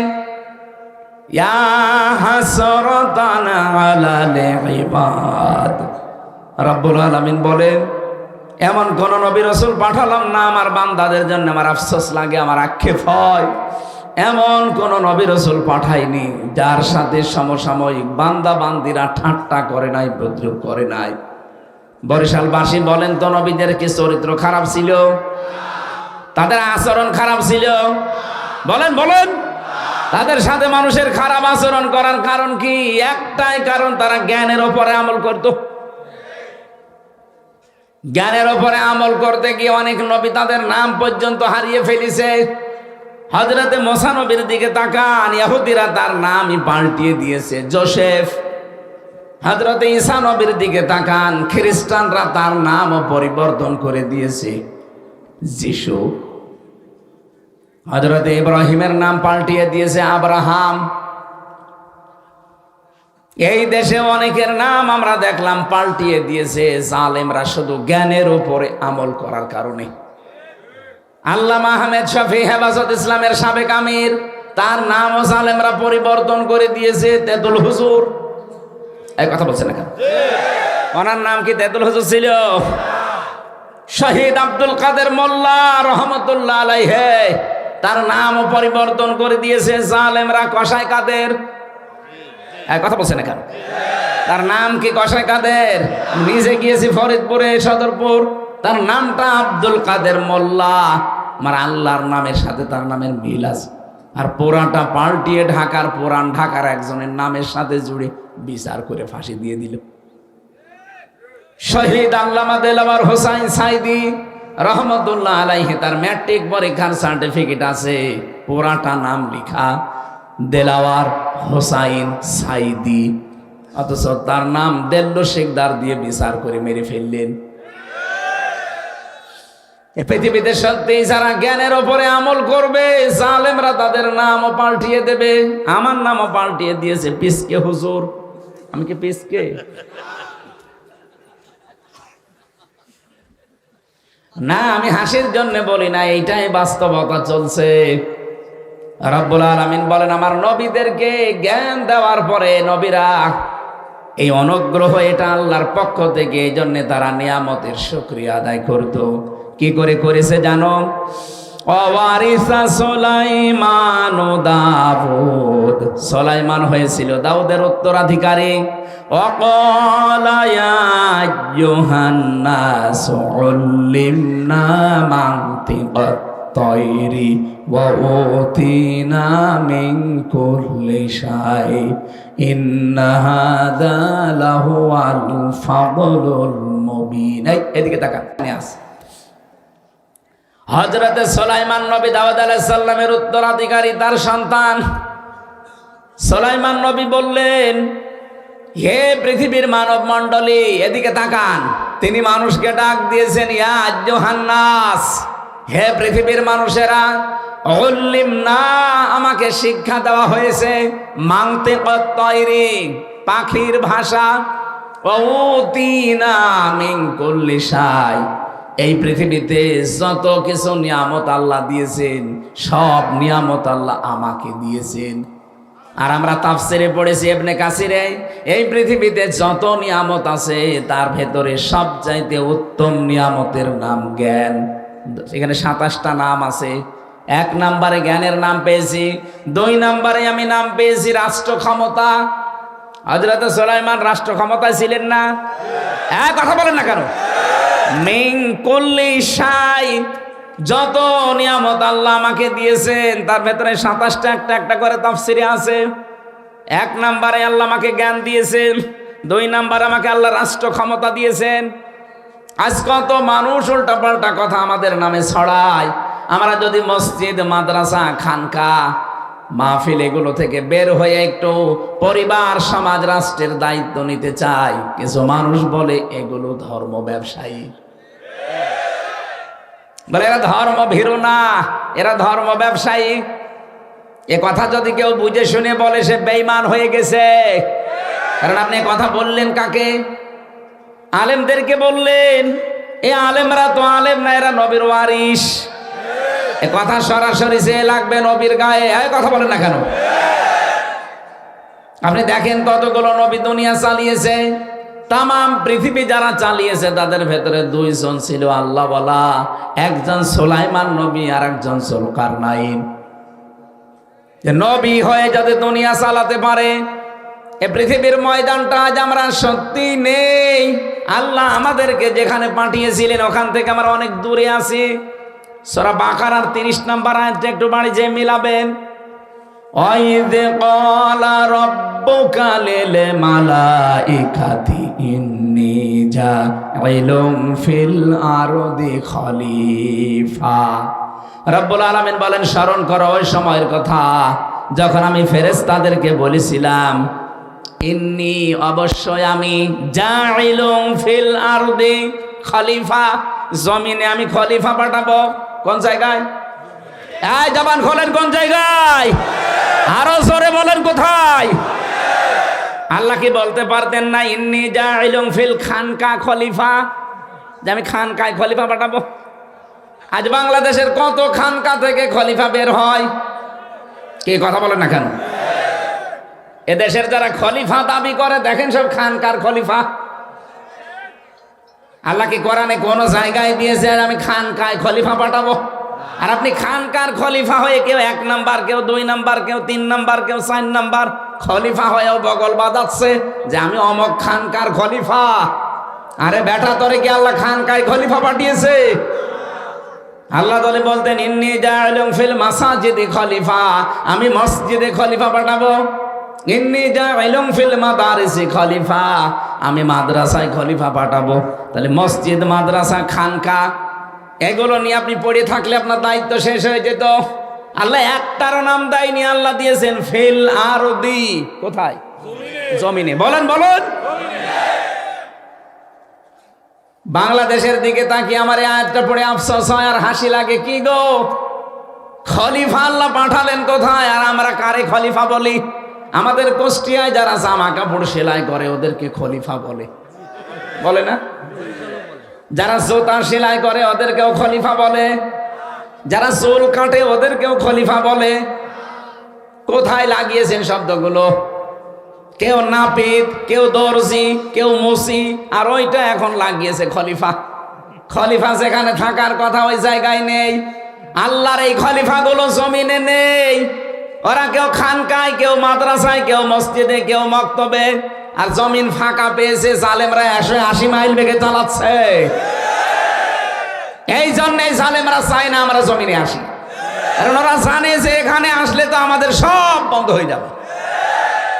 মাওলানা মিজানুর রহমান আজহার এটা ইঙ্গিত দিয়েছে যে এক জালেম গেছে আর এক জালেম যেন এদেশে আর ফিরে না আসে। অনেকে বলছে আমারে বলিস। আরে ভাই, আপনার নাম বলিস? আপনি কোন কারণে নিজের গায়ে নিয়ে নেবেন? ভয় দেখা যে কোরআনের আইন যদি কায়েম হয় তাহলে কিন্তু হাত কেটে ফেলবে। আরে ভাই, আপনি যদি চুরি না করেন আপনার তো হাত কাটবে না। তার মানে আপনার চুরি করার অভ্যাস ছিল, আবার ওইটা চালু করবেন। এই জন্য আপনি মানুষকে উল্টা পাল্টা বোঝান যে চুরি করার আইন খুব কঠিন, হাত কেটে দেবে। চাঁদাবাজি করার আইন খুব কঠিন, পা কেটে দেবে বিপরীত দিক থেকে। চাঁদাবাজের আইন এইটা না? যারা চাঁদাবাজি করে, যারা ডাকাতি করে, ছিনতাই করে, যদি ধরা পড়ে ওদের 1 হাত আর 1 পা কেটে দেওয়ার নিয়ম। ওরা মানুষকে এখন ভয় দেখাচ্ছে, যদি কোরআন এই দেশে এসে যায় হাত কিন্তু থাকবে না, পা থাকবে না, তার মানে ওর ওই স্বভাব আছে। আল্লাহ বলেন আমি জমিনে খলিফা পাঠালাম, আমরা কেউ জমিনে নেই। জমিন দেখলে আমাদের ভয় লাগে, আর জমিন ফাঁকা পেয়েছে জালেমরা 180 মাইল বেগে চালাচ্ছে। এই জমিন ফাঁকা রাখতে দেবেন? জমিনে আসেন। কারণ আল্লাহর ইচ্ছা কি ছিল আল্লাহ কিন্তু প্রথমে বলেন নাই, ক্বালা ইন্নী আ'লামু মা লা তা'লামুন। ফেরেশতারা আমি যা জানি তোমরা কিন্তু জানো না। কি জানেন আল্লাহ? ওটা এখনো বলেননি, ওটা পরবর্তীতে জানিয়েছেন যে আমার ইচ্ছা জমিনে আমি ন্যায় বিচার কায়েম করতে চাই। আল্লাহর ইচ্ছা যে এইটা, আমি এর আগে কোন জায়গায় এসেছিলাম পাশে, ওই জায়গায় আমি ইয়দিলু হুয়া আকরাবু লিত-তাকওয়া আয়াতের ব্যাখ্যায় হালকা টাচ দিয়েছিলাম যে আপনি আল্লাহওয়ালা হতে চান, নেককার হতে চান, পরহেজগার দাবি করেন, তাকওয়াবান মনে করেন আমি তাকওয়া অর্জন করে ফেলেছি। আরে তাকওয়া তো ওইটা যে লোকটা ন্যায় বিচার কায়েম করতে পারে। তা আপনি জীবনের কোন জায়গায় ন্যায় বিচার কায়েম করেছেন বলেন?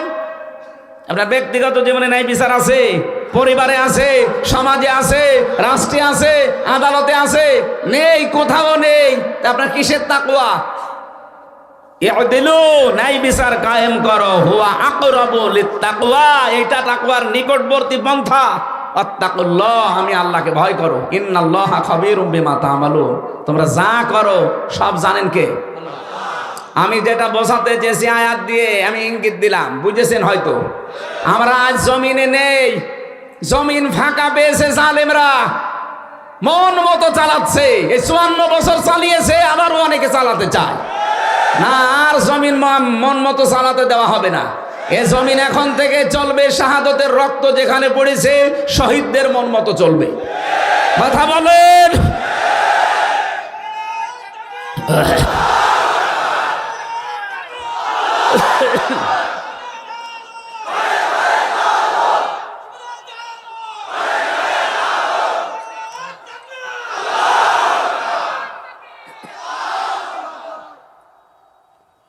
এই রাগ হয়ে গেল? এই আয়াত আপনি কোরআন থেকে বাদ দিয়ে দেবেন। যারা তাফসীর পড়তে পারে নিয়ে আসেন। ওয়াউতিনা মিন কুল্লি শাই, আমাকে আল্লাহ অনেক নিয়ামত দিয়েছেন। এই নিয়ামতের 27টা বর্ণনা আমি তাফসীরে হাক্কানিতে পড়েছি। 2 নম্বর নিয়ামতের বর্ণনা হচ্ছে রাষ্ট্রীয় ক্ষমতা। আল্লাহ আমাকে রাষ্ট্রীয় ক্ষমতা দিয়েছে। নবীরা যদি এই ক্ষমতা চালাতে পারে, নবীর ওয়ারিস যারা, তারা চালাবে না মানে? আপনি আন্দাজে ধর্ম ব্যবসায়ী বলবেন, আপনি তো বড় ব্যবসায়ী। আপনি রাজনীতির নামে ব্যবসা করে দেশটাকে লুটে পুটে খেতে চান। সে চশমা এখন আর নেই। 5 তারিখের আগে ছিল চশমা, এখন খুলে চলে গেছে। এখন জাতি দেখতে পাচ্ছে দেশের সর্বনাশকারী কারা। গোয়েন্দা বিভাগের খবর রাখেন। আমি সর্বোচ্চ পর্যায়ে যারা দায়িত্বে আছে কথা বলি মাঝে মাঝে, বলে হামজা ভাই আমরা শুধু নখদর্পণে রেখেছি।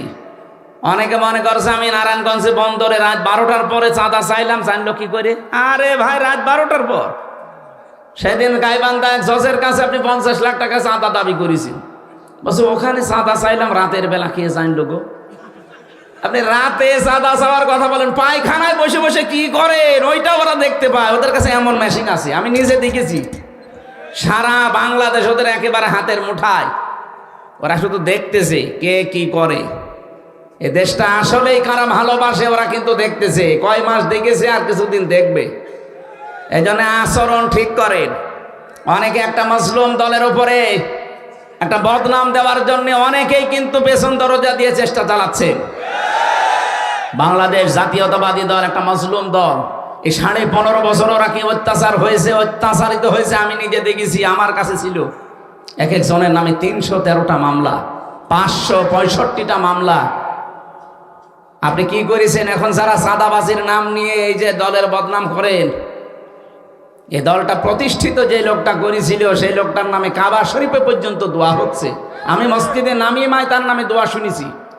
শহীদ প্রেসিডেন্ট জিয়াউর রহমান একেবারে সরাসরি লক্ষ লক্ষ হাজিদের তিনি নিম গাছ লাগিয়ে ছায়ার ব্যবস্থা করে দিয়েছে। এমন একটা জায়গায় কাজটা করেছে যেটা আরাফাতের ময়দান। ওখানে দোয়া করলে দোয়া কবুল হয়। আমি তো নিজেও কয়েকবার ছিলাম। লক্ষ লক্ষ মানুষ ওখানে ওই গাছের নিচে ছায়া পায়, যেমন বিশাল গরম তাপ। ওখানে একটু ছায়া পেলে মনে হয় যে আমি জান্নাতে আছি। যারা গেছে জিজ্ঞাসা করেন কি সুন্দর জায়গা। এই নিম গাছের নামই দিয়েছে জিয়া ট্রি, জিয়া গাছ দিয়েছে তারা। অন্যান্য মানুষের যারা অন্য দেশ থেকে আসে তারা তো এই জিয়া কি চেনে না। এই নিম গাছের নিচে তারা যখন বসে দোয়া করে, আল্লাহ এই যে এই কাজটা সে করেছে তারে তুমি মাফ করে দাও, তাদের ভাষা আমাদের ভাষায় লক্ষ লক্ষ মানুষ দোয়া করছে। বললাম না মসজিদে নামিমায় আমি নিজে তার নামে দোয়া শুনেছি 16 সালে। ইমাম সাহেব তার নাম ধরে দোয়া করেছে যে আরাফাতের ময়দানে, মানে বাংলা অর্থ এইটা, আরাফাতের ময়দানে এই ছায়ার ব্যবস্থা তোমার যে বান্দা করে দিয়েছে, আল্লাহ তুমি তাকে জান্নাতের ছায়া দিও। আর তার নাম করে আপনি চাঁদাবাজি করবেন, তার দলের নামের বদনাম করবেন, আপনার মতো জাহান্নামের কীট আর এই কোলাঙ্গার মানুষও দলে দরকার নেই। আশা করছি ইঙ্গিতটা বুঝেছেন। আপনি থামবেন হয় না পদত্যাগ করবেন। কোন মজলুম দলের বদনাম আমরা হতে দেব না। আমি নিজে যেহেতু মজলুম, আমি জানি যে এর দুঃখটা কি। ইসলাম যতদিন এই দেশে সত্যি রাষ্ট্রীয় ক্ষমতায় না আসবে, কাঙ্ক্ষিত মানের শান্তি, স্বস্তি, নিরাপত্তা কিচ্ছু পাবেন না। যা উপরে পরে দেখবেন এগুলো সব মেকি। আল্লাহ পাক বলেন, ইন্না হাযা লাহুয়াল ফাদলুল মুবিন। সুলাইমান নবী শেষে ঘোষণা দিলেন দুনিয়ার মানুষকে, ওই দুনিয়ার মানুষেরা শোনো, এটা কিন্তু আল্লাহর পক্ষ থেকে একটা অনুগ্রহ। এটা কি? আরো জোরে বলেন কি? এবার আমি কয়েকটা শিক্ষা নিয়ে আসছি সামনের আয়াত থেকে। ওয়াহুশিরা লিসুলাইমানা জুনুদুহু মিনাল জিন্নি ওয়াল ইনসি ওয়াত তায়রি ফাহুম ইউযাউন। হযরত সুলাইমান হাজির করলেন, সমবেত করলেন তার যত সৈন্য বাহিনী আছে, যেহেতু সবার ভাষা আল্লাহ তাকে বোঝার তৌফিক দিয়েছিলেন, যত পঙ্খিকুল আছে সৃষ্টি জগতের ভাষা তিনি বুঝতেন। মানুষ, জিন এবং পাখিদেরকে কাতারে কাতারবদ্ধ করলেন। কোন জায়গায় যদি যাবেন বলে ইরাদা করেছেন, এদেশের একজন মন্ত্রী, এমপি, সে যদি কোনো জায়গায় যায়, তার আগে পরে কত চেলাচামনটা থাকে না বলেন? আর উনি তো তামাম দুনিয়ার বাদশাহ। উনি যাচ্ছেন যখনই দিন বাহিনী সামনে নিয়ে, মানুষের বাহিনী একটা, জিনদের বাহিনী একটা, পশু পাখির বাহিনী একটা, সারিবদ্ধ হয়ে নিয়ে যাচ্ছেন। হাত্তা ইদা তাও আলা ওয়াদিন নামলি ক্বালাত নামলাতু ইয়া আইয়ুহান নামলু দুখুলু মাসাকিনাকুম লা ইয়াহতিমান্নাকুম সুলাইমানু ওহুম লা ইয়াশউরুন। একটু তাকান এদিকে। হযরত সুলাইমান যখন বহর নিয়ে বের হলেন, তিনি একটা রাস্তার পাশ দিয়ে যাবার সময় দেখলেন রাস্তার পাশে পিপিলিকা, এই যে সোরার নাম যেটা পিপিলিকা সোরা, পিঁপড়া, একটা কালো মাথা মোটা পিঁপড়া তিনি লক্ষ্য করলেন এই সিংহাসন থেকে। এই পিঁপড়াটা তার যাদের আশপাশে আছে তার অনুগত জাতিকে ডাক দিয়ে বলছে, এ পিপিলিকারা, সুলাইমান আসতেছে দলবল নিয়ে, অসতর্কতাবশত হয়তো পিষে ফেলতে পারে, তাড়াতাড়ি তোমরা ঘরে প্রবেশ করো। এখান থেকে মুফাসসিরিন ইকরাম শিক্ষা বের করেছেন, এই যারা নেতৃত্ব দেবে জাতির, এই মানুষগুলোকে জাতিকে মাঝে মাঝে সতর্ক করা লাগবে। আর আমাদেরকে আপনারা কি করেন? এদেশের যারাই নেতৃত্ব দিলে এই 54 বছর জাতিকে সেখানে সতর্ক করা তো দূরের কথা, জাতিকে আরো ধ্বংস করার জন্য ঠেলে দেয়। আপনি দেখেন তারাই রাজনীতি করে, যারাই নেতা হয়, সবগুলোর আকীদা কাজ কারবার আমরা একই দেখি। এরা শুধু নিজের আখের গোছানোর চিন্তায় থাকে। একবার এমপি হয়ে যেতে পারলে সারা জীবন আর কিচ্ছু করা লাগে না, এমনকি 14 বংশ আর কিছু করা লাগে না। এমন মানুষ দেশে ছিল না বলেন? আর আপনারা আন্দাজে দোষ দেন আমাদের উপরে। মাওলানা মতিউর রহমান নিজামীর দিকে তাকান, এমপি ছিল, মন্ত্রী ছিল, এখনো পর্যন্ত পরশুদিন ছিলাম তার বাড়িতে, উপরে টিন, নিচে চাটাইয়ের বেড়া, আর একদিকে সামনে মাটির দেওয়াল। বাংলাদেশে একটা মন্ত্রী এখন দেখান তো, এই 15.5 বছর যারা মন্ত্রী ছিল, যে তার বাড়ি দেওয়াল মাটির, উপরে টিন দেখান। 5.5 বছরের ভেতরে 4 আনার দুর্নীতি খুঁজে পাওয়া যায়নি। আপনি আল্লাহর ওলি খোঁজার জন্য চলে যাচ্ছেন সেই চট্টগ্রামে। কিসের আল্লাহর ওলি? আল্লাহর ওলি তো এইটা যার কাছে কোটি কোটি টাকার পরও 4 আনা পয়সা দিকে হয় না। আল্লাহর অলি খুঁজতে যাননি। অর্থনীতির দিক থেকে সবচাইতে বড় অলি আমরা প্রমাণ পেয়ে গেছি, যাদের হাতে এত কোটি টাকা থাকার পরও এদিকে ওদিকে হয় না, এদের কাছে দেশ দিলেও এদিকে ওদিকে হবে না। আর আমরা যাদেরকে দিয়েছিলাম এমন মানুষ, এক একজনের 620টা বাড়ি। আর আল্লাহর অলি যাওয়ার সময় কি করেছে দেখেছেন?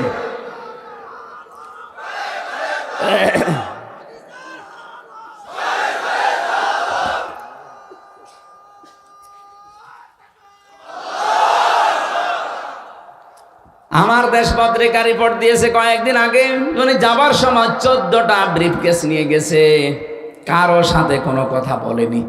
পাইলটকে বলছে ব্রিফকেস গুলো উঠেছে, বলে হ্যাঁ ম্যাডাম চলো। আপনার ব্রিফকেসের এত দরকার?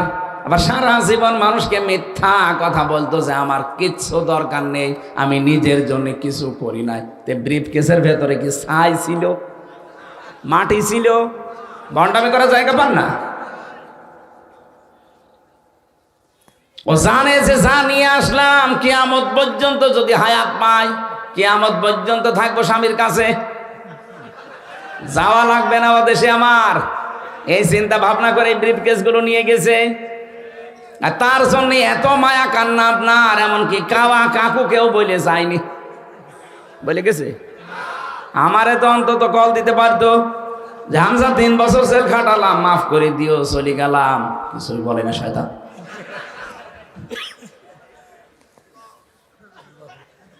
জাতির নেতৃত্ব যারা দেবে, জাতিকে এরা সতর্ক করবে, বাঁচাবে।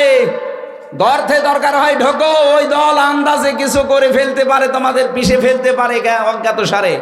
কত অজ্ঞাত সারে ধ্বংস করার জন্য জাতিকে বিভিন্ন জাল পেতে রেখেছে। এই যে এনজিও, এই কথা বলে না কেন? 14টা এনজিও কাজ করছে বাংলাদেশে মানুষের ইমান ধ্বংস করার জন্যে। আজ জাতির সত্ত্বী নেতৃত্ব যারা দেওয়ার যোগ্য, তারা কিন্তু একেবারে জীবন দিয়ে হলেও পাহারা দিচ্ছে। ইসলামী শিক্ষা বাস্তবায়নের জন্য শহীদ আব্দুল মালিক জীবন দিয়ে গেছে, তারপরও মাথা নত করে নাই। আপনি কি করেন? জাতিকে সতর্ক করার জন্য একটা ডাক দিতে পারেন না?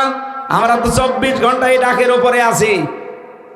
ফাইম্মা ইয়াতিয়ান্নাকুম মিন্নি হুদা ফামান তাবিয়া হুদায়া ফালা খাউফুন আলাইহিম ওয়ালা হুম ইয়াহজানুন। আল্লাহর পক্ষ থেকে যা বাণী আল্লাহ পাঠিয়েছেন, গ্যারান্টি দিয়েছেন আল্লাহ, এটা হেদায়েত, অনুসরণ করো, কোনো ভয় নেই, কোনো চিন্তা নেই। সারা পৃথিবী একদিকে হয়ে যাক, এই ঈমান নিয়ে বসবাস করা লাগবে। সারা দুনিয়া যদি ক্ষতি করতে চায়, আল্লাহর ইচ্ছা না থাকলে একটা পশম খাড়া করতে পারবেন না। এটার নাম ঈমান। এটার নাম কি? আমরা তো এই বিশ্বাসে এগিয়ে যেতে চাই।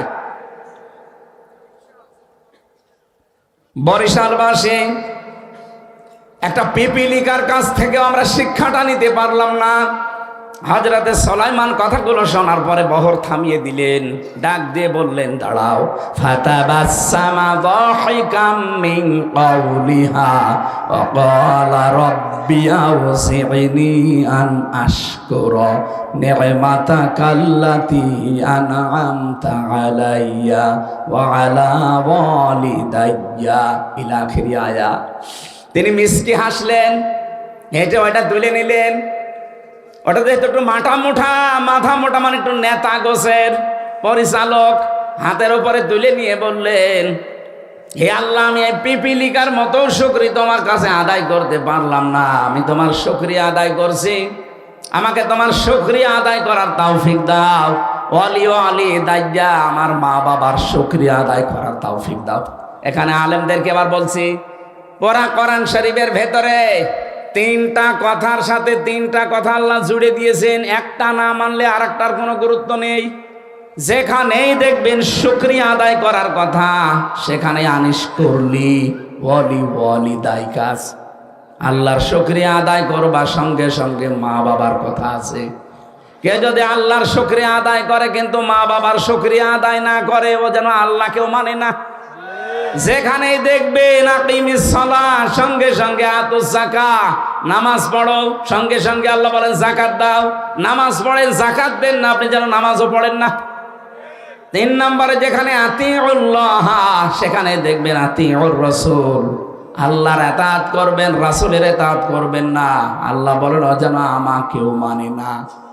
সুলাইমান নবী পিপিলিকা থেকে শিক্ষা নিলেন, ডাক দিয়ে বললেন, মাবুদ আমি যেন তোমার শুকরিয়া আদায় করতে পারি আর আমার মা বাবার কৃতজ্ঞ থাকতে পারি। কেন আল্লাহর শুকরিয়ার সাথে মা বাবার কথা দিলেন? সুলাইমান নবী তার আন্দাজে কোনো কথা বলার মানুষ? বলেন বলেন। তাহলে আমাদের এখান থেকে কি নেওয়া লাগবে? আজ যদি আল্লাহর বিধানগুলো আমরা কম বেশি অনেকে মানি, এই যে সাইদ সাহেব আল্লাহর কথাগুলো যদি উনি মানে, নামাজ পড়ে, রোজা রাখে, হজ করে এসেছে, দান সাদকা করে, ওই আল্লাহরই তো বিধান মা বাবার সাথে ভালো ব্যবহার করা। কথা বলেন না? কত সন্তান দেখি না মা বাবাকে বৃদ্ধাশ্রমে রেখে আসে, আলাদা করে দেয়, খোঁজ খবর নেয় না। ও বাংলার মানুষেরা, খুব ভালো করে মনে রাখেন, আমার নিজের প্র্যাকটিক্যাল লাইফে আমার বিশ্ববিদ্যালয়ের এক বন্ধু, ও দেখলাম কাঁদছিল। একবার ফেল করে আবার ভর্তি হয়েছে, মনে করলাম ওই জন্য কাঁদে। আমার বলছে, হামজা ভাই না, এই এদিকে তাকান, বসেন। আমি বললাম, কি এমন কান্নাকাটি করেন, হাও মাফ করছেন? আমি বিয়ে করেছিলাম, বিয়ের পরে আমার মায়ের সাথে আমার বোর মিল নেই। কি করি, শেষ পর্যন্ত মা বাবাকে আমি আলাদা করে দিলাম। কিছুদিন পরে মা আর বাবা আমার পাঠিয়ে দিল লন্ডনে। আমি লন্ডনেও ছিলাম কিছুদিন। ওখান থেকে শেষ করে প্রতি বছরে বছরে আমার স্ত্রীর নামে অ্যাকাউন্ট করা ছিল, শুধু টাকা পাঠাতাম। মা বাবার জন্য আমি এই কয়েক বছরে খোঁজও নেইনি, খবরও নেইনি যে তারা কেমন আছে। হঠাৎ করে আমার রক্তের ভেতরে 5 প্রকার ক্যান্সার ধরা পড়েছে। লন্ডনে ডাক্তাররা দেখে বলছে যে 5 প্রকার ক্যান্সার হয় রক্তের ভেতরে, তার ভেতরে একটা এটা হলে মানুষ আর বেশি দিন বাঁচে না, খুব বেশি হলেও 2-3 মাসের পরে তোমার রক্ত নষ্ট হয়ে যাবে। যা ভালো মন্দ খাবার খেয়ে নাও। চিন্তা করছে, মারা যখন যাব, দেখি যাদের জন্য সব কিছু করলাম এই মানুষগুলো আমাকে কেমন ভালোবাসে। চিঠি লিখেছে শ্বশুর আর শাশুড়ির কাছে যে, আব্বা আম্মা আমি চলে আসতেছি, আমার শরীরে মারাত্মক অসুখ। লন্ডনের ডাক্তাররা বলেছে আমি নাকি 2-3 মাসের বেশি বাঁচবো না। এই জন্য আগামী মাসের প্রথম সপ্তাহ মঙ্গলবারে ঢাকায় আসতেছি, এয়ারপোর্টে আসবেন। স্ত্রীকে একই কথা লিখেছে। আর একটা চিঠি নিয়ে চিন্তা করে, আমার মা বাবা, তাদের তো কয়েক বছরে খোঁজও নেইনি, খবরও নেইনি। এখন যদি চিঠি লিখি, না জানি কি মনে করে, যা করে করবে। চিঠি লিখেছে, মার বাবা, কোনদিন আজ পর্যন্ত তোমাদের খোঁজ নিলাম না।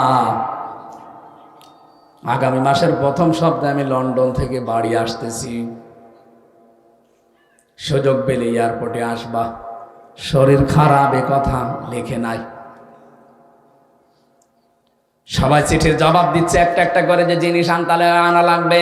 শাশুড়ি আর শ্বশুর মিলে জবাব দিয়েছে, জামাই বাবাজি চলেই যখন আসতেছ, ঠিক আছে, আসার সময় এরকম কয়েকটা শার্টের পিস, প্যান্টের পিস আর তোমার শাশুড়ির জন্য এরকম চাদর নিয়ে আসবা।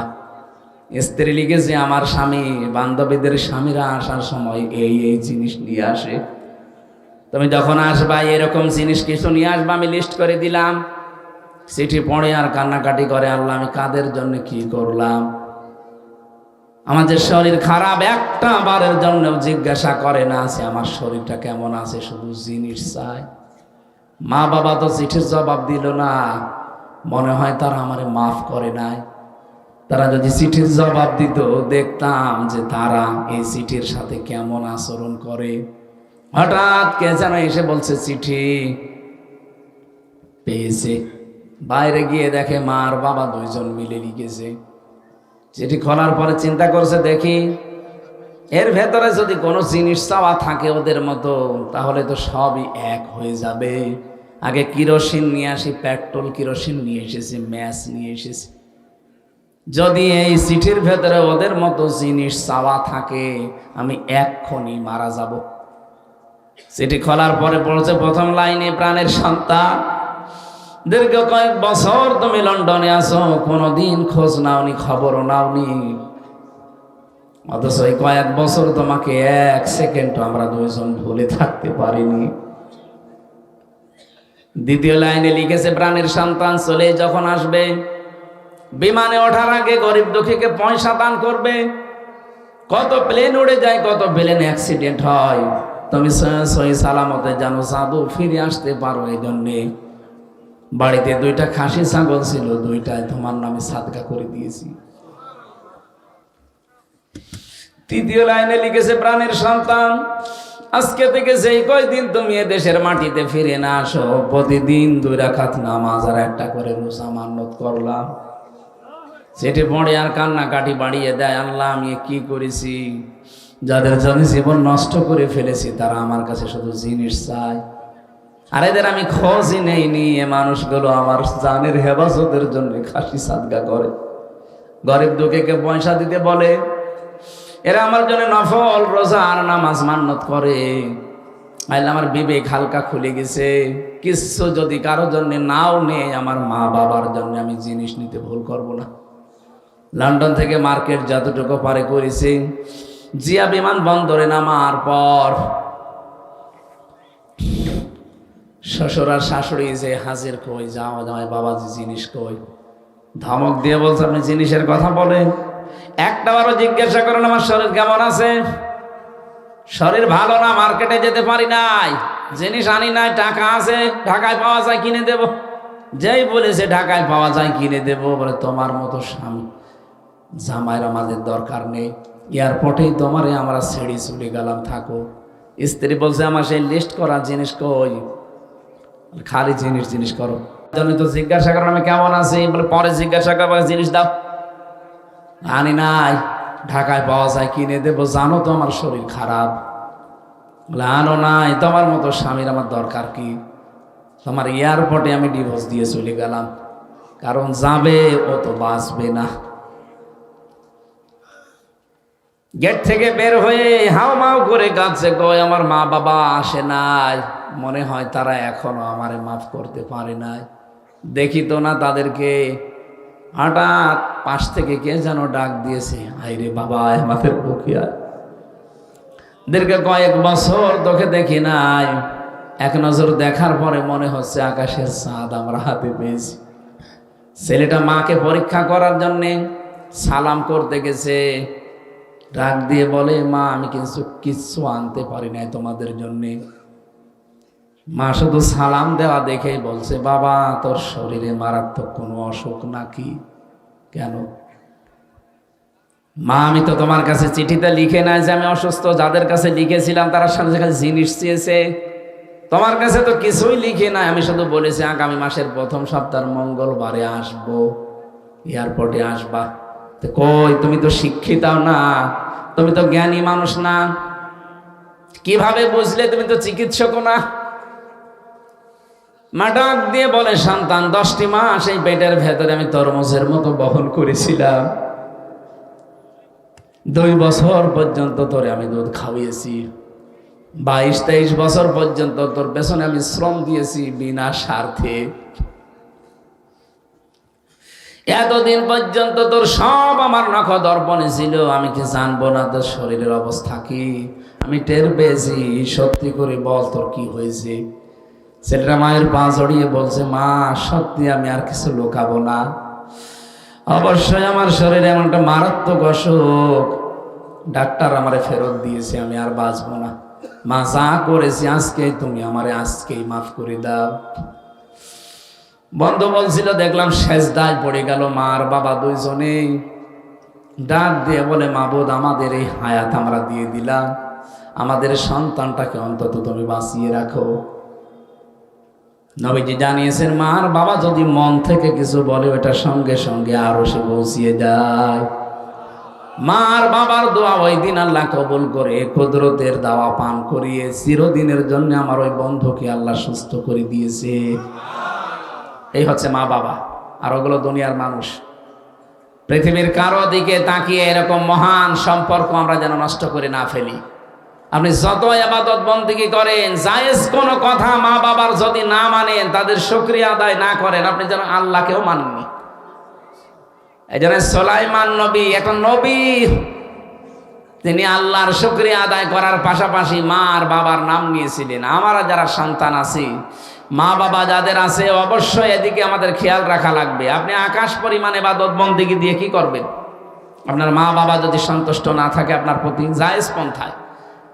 এরপরে তিনি বলেছিলেন তার দাহ, হে আল্লাহ আমি তোমার সন্তুষ্টি চাই। আল্লাহ রাব্বুল আলামিনকে সন্তুষ্ট করার জন্য আল্লাহ যে ইবাদত দিয়েছেন তার মাধ্যম, আমরা যেন তার ইবাদতের মাধ্যমে তাকে সন্তুষ্ট করতে পারি। ও বাংলার মুসলমানের, এখান থেকে একটা শিক্ষা বের হয়, তার দহ। এই তার দহ শব্দের ব্যাখ্যায় আমি পড়েছি আল্লাহকে রাজি করার একটাই পদ্ধতি আছে, সেটা ইবাদত। কোন মানুষ যদি ইবাদত করতে চায় তার প্রথম শর্ত হচ্ছে তার ঈমান আনা লাগবে। কথা বলেন না কেন? ঈমান আনার আগে আর একটা শর্ত পূরণ করা লাগবে, সেটা হচ্ছে তাগুত বর্জন করা। এখানে আমরা বহু মানুষ বসে আছি, দেখতে মনে হচ্ছে যে অনেক ভালো মানুষ দেখতে মনে হচ্ছে, কিন্তু ঈমান এনেছি তাগুত ছেড়ে না দিয়ে। আপনি যদি তাগুত ছেড়ে না দিয়ে ঈমান আনেন, আপনার ঈমান কিন্তু টিকবে না। ফামান ইয়াকফুর বিত-তাগুতি ওয়া ইউমিন বিল্লাহ ফাকাদ ইসতামসাকা বিল উরওয়াতিল ওয়াসকা লা ইনফিসামা লাহা ওয়াল্লাহু সামিউন আলিম। হে নবী, আপনি বলেন যারা ঈমান আনতে চায় তারা যেন তাগুত ছেড়ে দেয়। তাগুত ছেড়ে যদি কেউ ঈমানের দাবি করে, ও একটা এমন মজবুত রশি ধারণ করেছে যা কখনো ছিঁড়ে যাবে না। এই বাংলাদেশে যারা তাগুত ছেড়ে না দিয়ে ঈমান আনে, ওদের ঈমান টেকে না। এই কথা বললেন না? জাতীয় মসজিদের সাবেক ইমাম কি তাগুত ছেড়ে না দিয়ে ঈমান এনেছিল, ঈমান টিকাতে পারে নাই। আপনি কি মনে করছেন এত বড় দাড়ি থাকলে, বিশাল জুব্বা থাকলে, বড় পাগড়ি থাকলে বিশাল ইমানদার? এর চাইতে বড় দাড়ি ছিল আব্দুল্লাহ বিন উবাইয়ের। বলেন, তাগুত ছেড়ে না দিয়ে ঈমান আনলে আপনি টিকাতে পারবেন না। আর তাগুত ছেড়ে দিয়ে যারা ঈমান এনেছে, দেখেন ডক্টর শফিকুল ইসলাম মাসুদ, দেলাওয়ার হোসেন 56 দিন রিমান্ডে ছিল বাংলাদেশে, ইতিহাস পাল্টিয়ে দিয়েছে। তার গরম করে লজ্জাস্থানের ভেতরে ঢুকিয়েছে। আমি নিজে সাক্ষী, লজ্জাস্থান নষ্ট হয়ে গেছে। বাংলাদেশের ইতিহাসে এতদিন কেউ রিমান্ডে আজ পর্যন্ত থাকে না। এসব কোনো জায়গা নেই, সব গোড়া হয়ে গেছে। এরপরও জালেমরা এক চুল টলাতে পারে না ঈমান থেকে, কারণ তারা ঈমান এনেছে তাগুত ছেড়ে দিয়ে। আর আপনি ঈমান আনেন তাগুতের সাথে মিশ্রণ করে। এই জন্যই তো ঝড় আসলে আপনার ঈমান লিবে যায়। আপনার উপরে আল্লাহ এমনি রাজি হবে? ওয়াদখিলনি বিরহমাতিকা ফি ইবাদিকা সালিহিন। হে আল্লাহ, তুমি আমাকে প্রবেশ করাও তোমার শুকরগুজারি বান্দা যারা, তাদের ভেতরে। সুতরাং আপনাকে ইবাদতের মাধ্যমে সন্তুষ্টি অর্জন করা লাগবে আল্লাহর। ইবাদতের আগের শর্ত ঈমান আনতে হবে আল্লাহর প্রতি। ঈমান আনার আগে শর্ত তাগুত ছেড়ে দেওয়া লাগবে। আল্লাহ আমাদেরকে মেন কথাগুলো বোঝার এবং আমল করার তৌফিক দিন। বলেন আমিন।